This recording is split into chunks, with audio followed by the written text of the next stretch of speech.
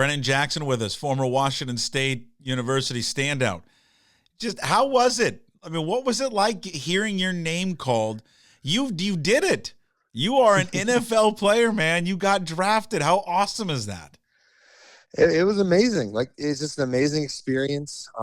As a kid, you dream of this moment. You watch the draft for years and years, and to finally have that day where you're watching it and the anxious feeling, waiting for your name to be called, not eating anything until it happens. It was incredible. And I had just a close group of people around me, and we're so thrilled to see where that next opportunity is. And we're just excited, and I'm ready to get back to work at the ground running. When it happened, what first went through your mind? I was like, I'm staying home. Like, just here in Los Angeles, first things I thought was, wow, it just makes it easy for everybody else too. Cause just being down the road, family, my mom, dad, brother, sister, they can just be around and really experience game days like they did in college when I'm going to take the flight all the way up to Pullman. It's an amazing feeling just knowing that my support system's right there. So I would assume you didn't grow up being a Rams fan. I mean, they weren't around. Who did you grow up watching and kind of rooting for? Did your family members? I mean, they're old enough to remember like when the Rams were there originally with like Dickerson and those guys. But what about you? Yeah, so growing up, I was more a Cincinnati Bengals fan just because I was born in Cincinnati, moving down to Southern California, and actually ended up having San Diego Chargers season tickets when I was a kid as well because that was the close team. But no, I'm super thrilled to be a part of the Rams organization. They've really done a great job over the past few years, just really getting it down packed and just really putting a lot of money into the team and just a lot of effort. And I just love the direction that we're going. Do you remember the first time you picked up a football? No, I don't actually remember the first time I did because I was so young. It's just been ingrained in my lifestyle since basically birth. So I don't remember the first time, but I know how I felt doing it for my entire life. That's just the love for a game and a passion for it. Yeah. Did that love and passion come immediately? It did. It's just the game that's really taught me the most about life. And honestly, I haven't smiled doing anything else as much as I had doing football. What did it teach you?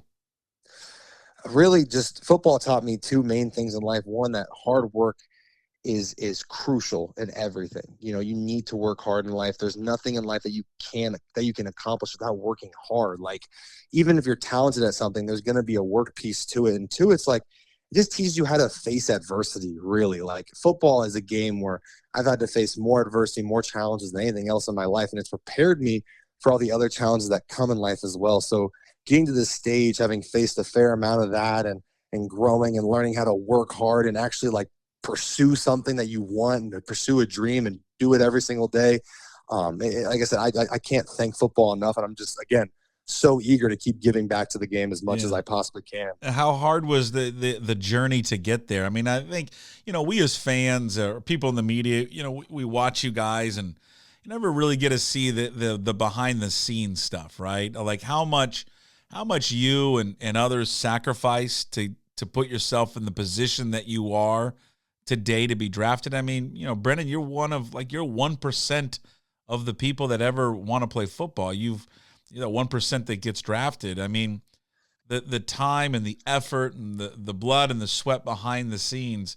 I mean, that journey just must be so difficult and selfish at times, right? I mean, you do have to kind of be selfish in a way to get there, and just a difficult journey, but it's all worth it, I would assume, at the end of the day.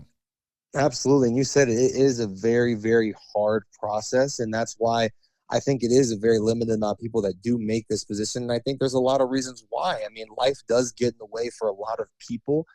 So there's that piece of it too, where you have to really ask yourself, is this something I want to do for the rest of my life? And at that point, when you come to that decision, then you also have to be able to face the reality that it may not happen, but I feel like everybody in life that's tried for something and really given it 110% and had no regrets doing it, even if you don't reach what you want, your dream, one, you're going to be in a better spot than you ever were in. And two, you can leave that thing with no regrets. And that's the biggest thing for me was I made this football decision and this life decision to pursue my dream of being in the NFL and not only just being there, but excelling there. I made a decision that everything in my life was going to be going towards that, doing anything I can do to benefit my chances of making it. And I was okay with whatever those circumstances were going to come out to be. If I didn't get drafted, if it ended after college, I knew in my heart that I did everything I possibly could. I made the sacrifices when necessary.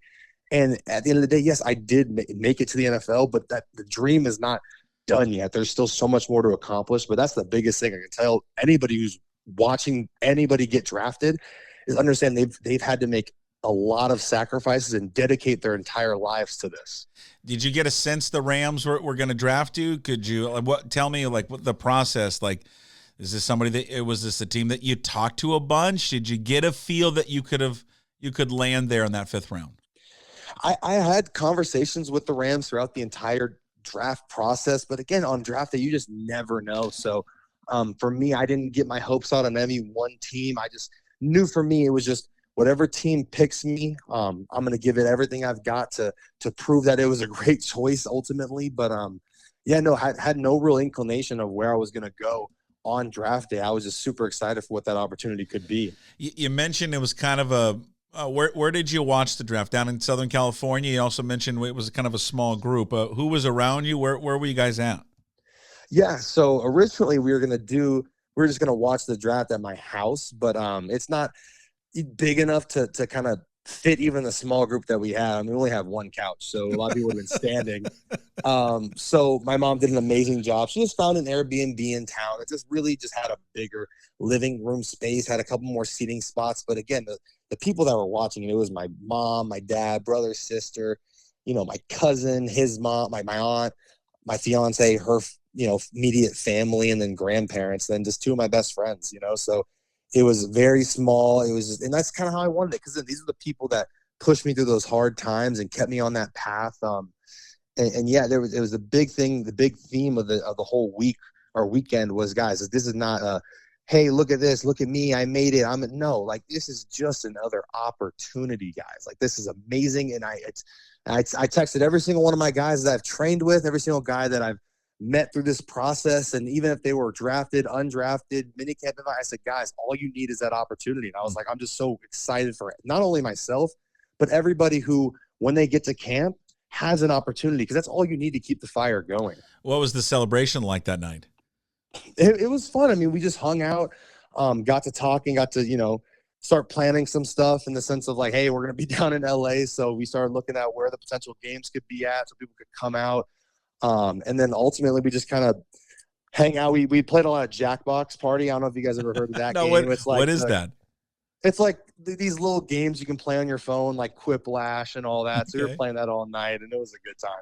What you've detailed your relationship a lot with your mom. I mean, throughout Washington State, and just the impact that she's had on you when your name was called, and obviously you guys sat there and shared probably a very special and personal moment.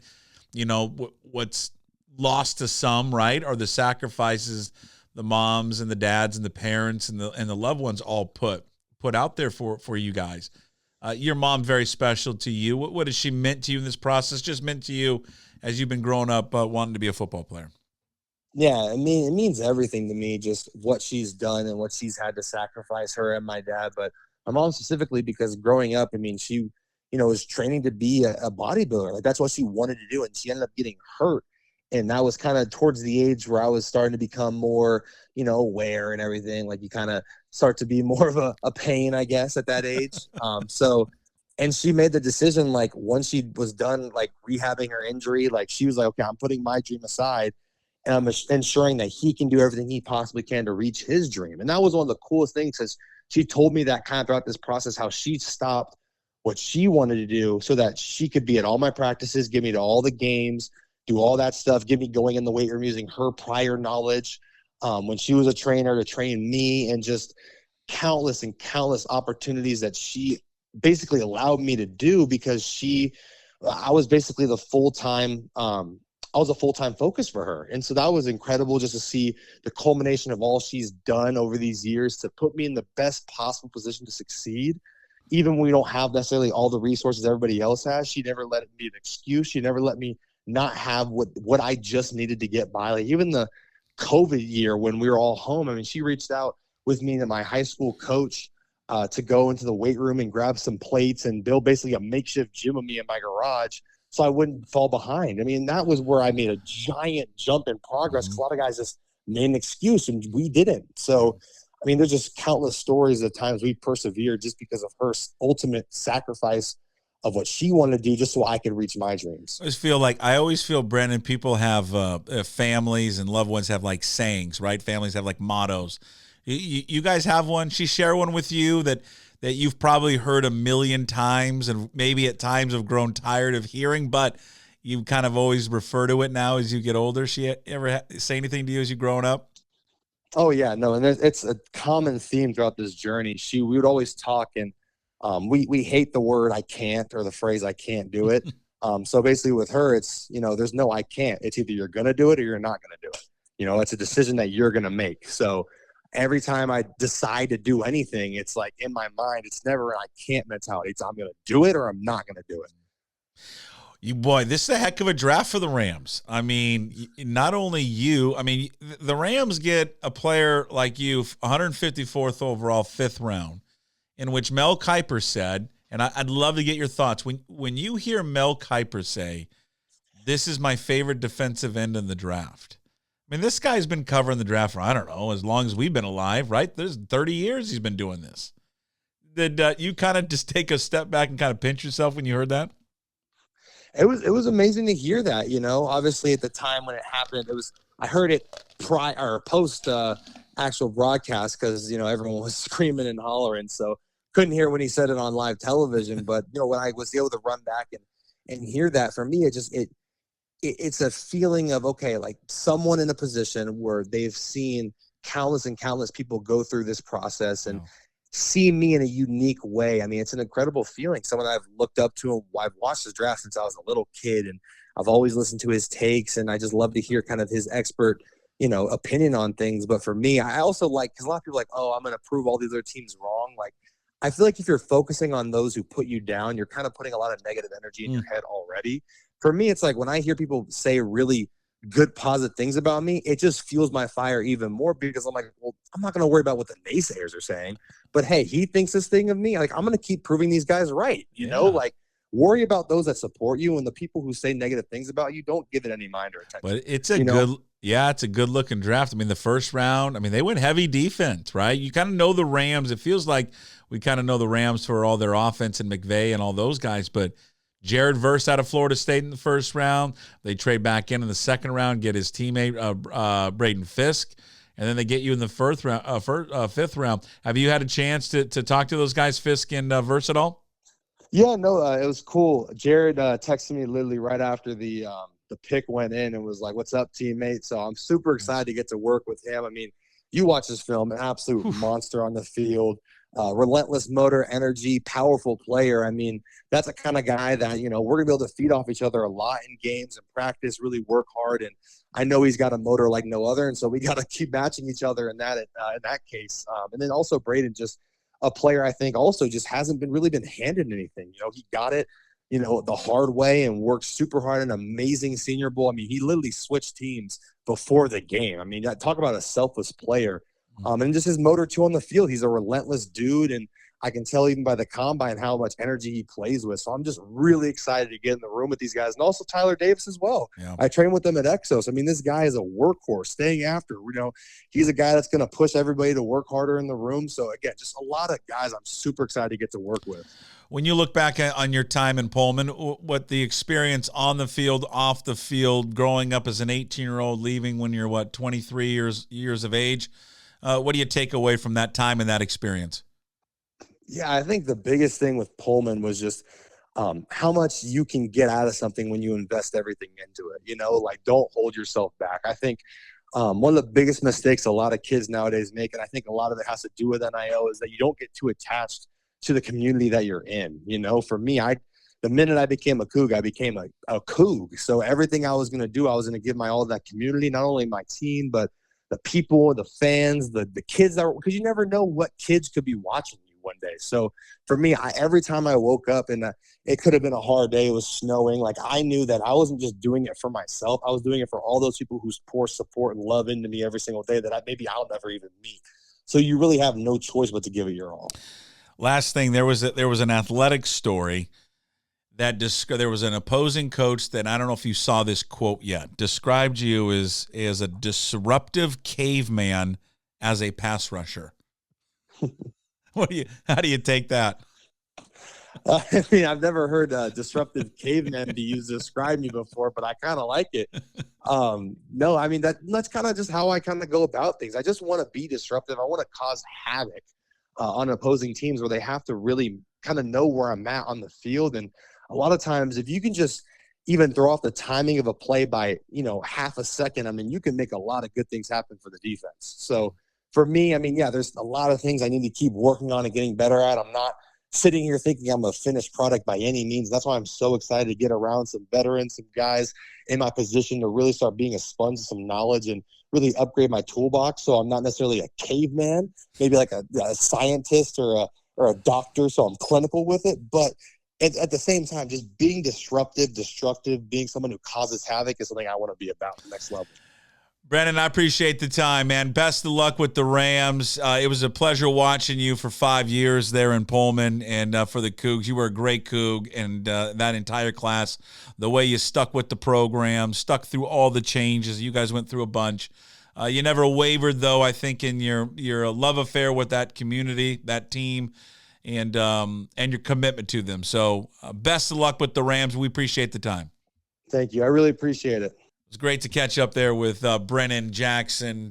Just a special human being, special player, great ambassador to the Cougs, and a guy that he just stuck it out. He stuck it out 5+ years. Catch this anywhere.